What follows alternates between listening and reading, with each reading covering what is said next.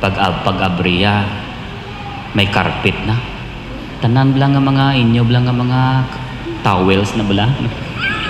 Sumpun-sumpunon mo, butangan mo kandila. No, dumamo na daw, romantic lang style. Oh. Padasan naman nga gabi, sirhan mo naman. Pag-abriya, dito ka sa likod pertahan, abahan mo siya. No?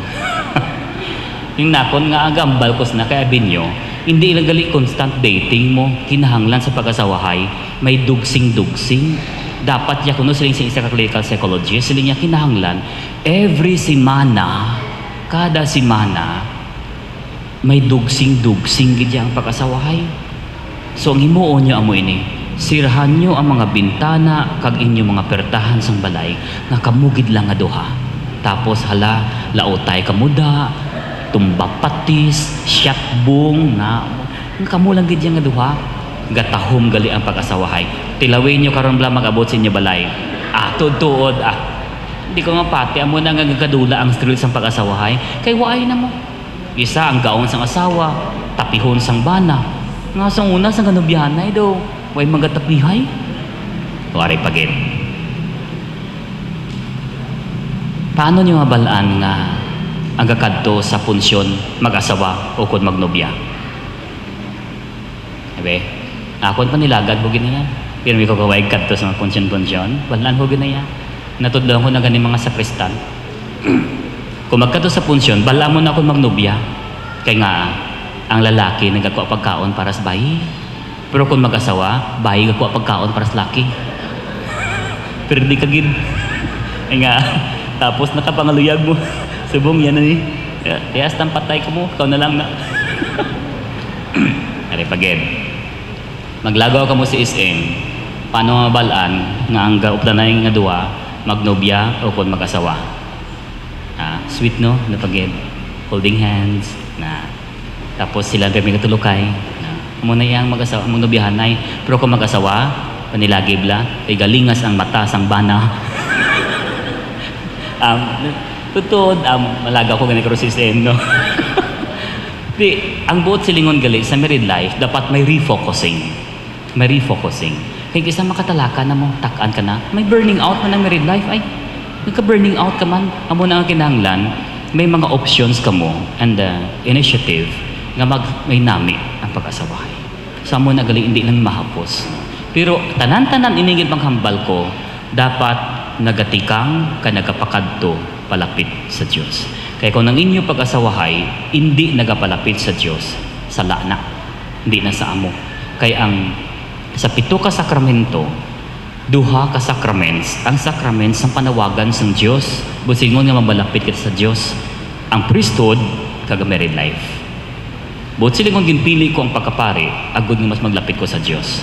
Ginpili niyo ang pag-asawahay, agud mas maglapit man kamo sa Diyos. Amo nang buot ko silingon, daloon mo ang bana, daloon mo ang asawa, pakadto sa Diyos. Dalang kabataan, pakadto sa Diyos.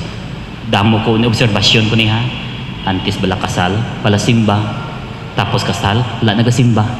Ara gid ya. Damo gid na niya. Kaya nga, wrong ang iyang concept sa marriage mo. Nga dapat ang marriage is just a vehicle or just a stair hagdan pakadto sa Diyos. Tamo nagali ang inyong misyon. So, imo ginaya kuluhon nimo asawa, kuluhon nimo bana palapit sa Ginoo. Amo ginaya importante. Kaya ang highest achievement sang parents is this, nga matudloan yung bata niyo kung ano ang ilang parte sa pagpundar sa ginarian sang Diyos diri sa kalibutan by teaching them on how to love and care each other and the world. Amo nagali ang rule. Sadya kanami. Pero amo nang mahapos because nagaupdanay ka mga duha. I-remind ta lang ka, numerha, marriage is not dictatorship, it is cooperation.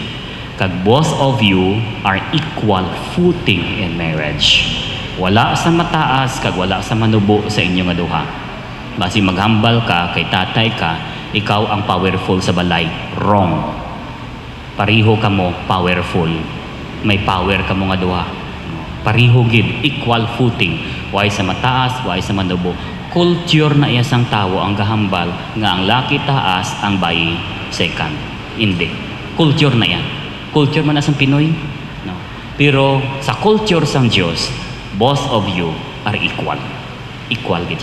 So, amo nang isa ka nami nga sa marriage sa pananawan sang Dios. Nga hindi gali competition kundi cooperation. Amo na gani nga sing nating nga father nga kon pareho nga ginabutang sa abaga sa ulo sang baying bilo, di ba no? Bot silingon nomer. Imo nga proteksyonan ang asawa mo sa imong gugma. Imong abagahon si ami si mga palangga. Amo nang bot silingon. Ari pagid. Nya nga ihado maghatag ka gani aras. Amat-amaton mo lang hatag sa asawa mo ha. Para nga bot silingon amat-amat mo ng sweldo, no? Hindi, kundi inanagasibulo sa imong kaugalingon, ginasaling mo sa asawa mo, ikaw mang magatatap sina nga relasyon sa kag-isa. Di okay na ka mo? Ha? Sino dang mamalabag? May malabag da? Dahil? Sige, ginatawagan ko ang mga nga maninoy kag maninay, makakarigita paliw, ginikanan. Nomir and Ami, you have come together in this church so that the Lord may seal and strengthen your love in the presence of the church minister and this community. Christ abundantly blesses this love.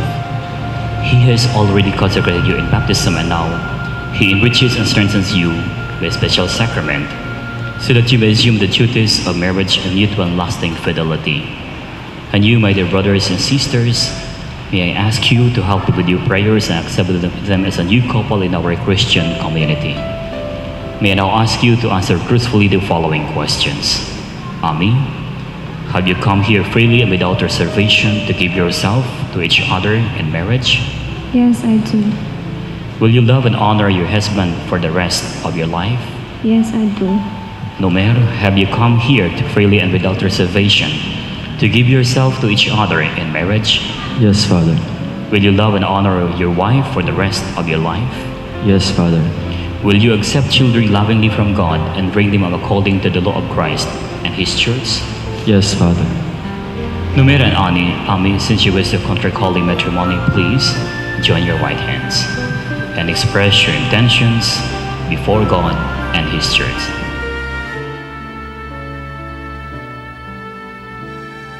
Ami, do you take Numir here present to be your lawful husband according to the right of our Holy Mother the Church? Yes, I do. Do you give yourself to him as his wife? Yes, I do. Do you accept him as your lawful husband? Yes, I do. Numer, do you take Ami here present for you to be your lawful wife according to the right of her Holy Mother in the Church? Yes, I do. Do you give yourself to her as her husband? Yes, I do. Do you accept her as your lawful wife? Yes, I do. Now please pray together.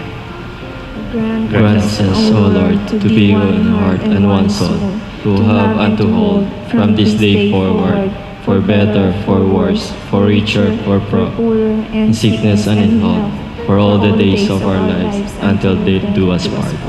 Numer and Aunt and Ami, you have declared your consent before the church. May the Lord and His goodness strengthen your consent and fill you both with His blessings. Those whom God has joined together, let no one put asunder. And I, by the authority of the church, calling in all those present their witnesses, confirm and bless the bond of marriage which you have contracted in the name of the Father, and of the Son, and of the Holy Spirit. Amen. Let us now bless your every rings. Our help is in the name of the Lord, who made heaven and earth. Let us pray. Lord, bless these rings which you bless in your name. Grant that those who wear them may always have a deep faith in each other. May they do your will and always live together in peace, goodwill, and love. We ask this through Christ our Lord. Amen. Ami, I give you this ring as a symbol of our vows, and with all that I am and all that I have, I honor and love you. I speak these words in the name of the Father, and of the Son, and of the Holy Spirit.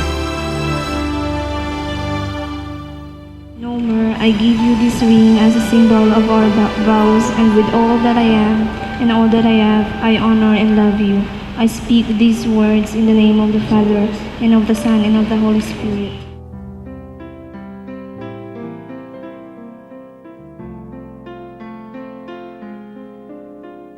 me accept this area as a place of my dedication and constant concern for your welfare and that of the children God may give us. In the name of the Father, and of the Son, and of the Holy Spirit. With gratitude, I accept them and likewise pledge myself for the well-being and security of our family. Nomen and Ami, let us now bless your Bible. Bless, O Lord, this Bible, your word, that we keep Nomen and Ami life and guide them to live according to your truths. And all this we ask through Christ our Lord. Amen. Nomen and Ami, accept this Bible. Let your married life be founded by the Word of God. And you begin to be His mirrors all throughout your married life through Christ our Lord. Amen. My dear brothers and sisters, I now present to you the newly married couple before the Lord and before the church, Nomer and Ami. Palakpakan, tas lahat.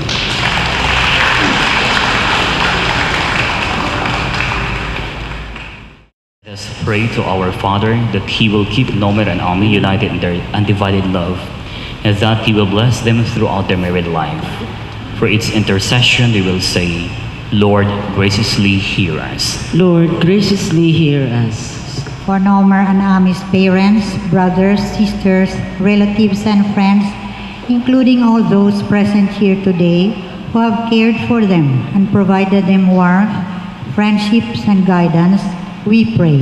Lord, graciously hear us. For Nomer and Ami and all married couples present here, including those that are experiencing difficult times in their marriage, that they may renew their commitment to love and to share with the world the mystery of God's friendship, we pray. Lord, graciously hear us. Grant Nomer and Ami the grace to be faithful to you and to one another. And at the end of a long, well-spent life, take them gently before your presence and reward them eternal happiness together with the loved ones through Christ our Lord. Amen. All that I am and all that I have, I lay them down before you, oh Lord, and all my regrets and all my acclaim, the joy and the pain, I'm making them yours. Things in the past, things yet unseen, wishes and dreams that are yet to come true.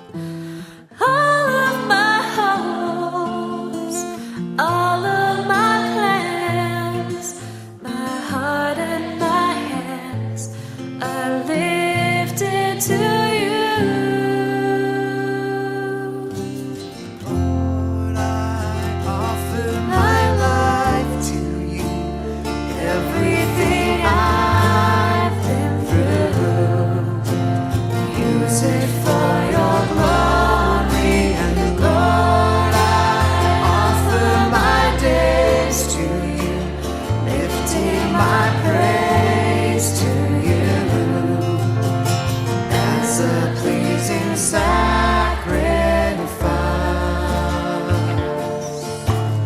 Lord, I offer you my life.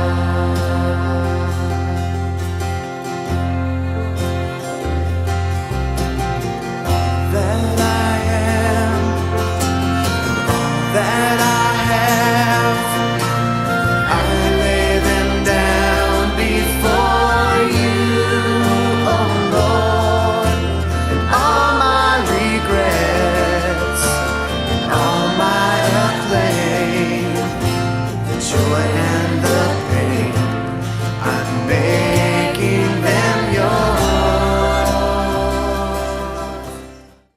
Lord, accept our offering for this newly married couple, Nomer and Ami. By your love and providence, you have brought them together. Now bless them all the days of their married life. We ask this through Christ our Lord. Amen.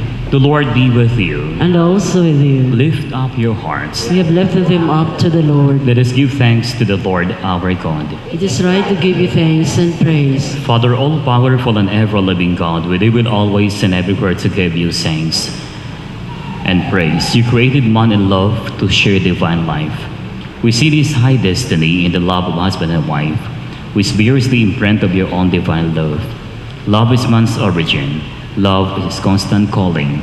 Love is his fulfillment in heaven. The love of man and woman is made holy in the sacrament of marriage and becomes the mirror of your everlasting love. Lord, you are holy indeed, the fountain of all holiness.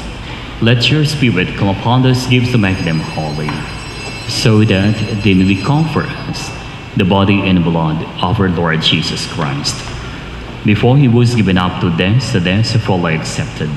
He took bread and gave you thanks. He broke the bread, gave it to his disciples, and said, "Take this, all of you, and eat it. This is my body, which will be given up for you."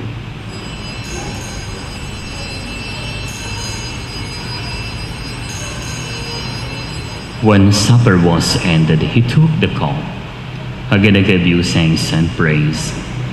Gave the cup to his disciples and said, "Take this, all of you, and drink from it.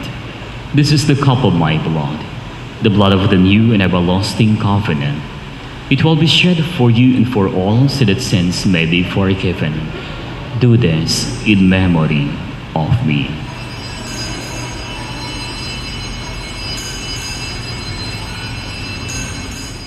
In memory of his death and resurrection, we offer you, Father, this life-giving bread, this saving cup. We thank you for counting us worthy to stand in your presence and serve you. May all of us share in the body and blood of Christ be brought together in unity by the Holy Spirit. Through him, with him, in him, and the unity of the Holy Spirit, all glory and honor is yours, Almighty Father, forever and ever. Let us now pray with confidence to the Father and the words our Savior gave us. Our Father, who art in heaven, hallowed be thy name. Our Father, hear us from heaven, forgive our sins, we pray. Hear our song as it rises to heaven. May your glory fill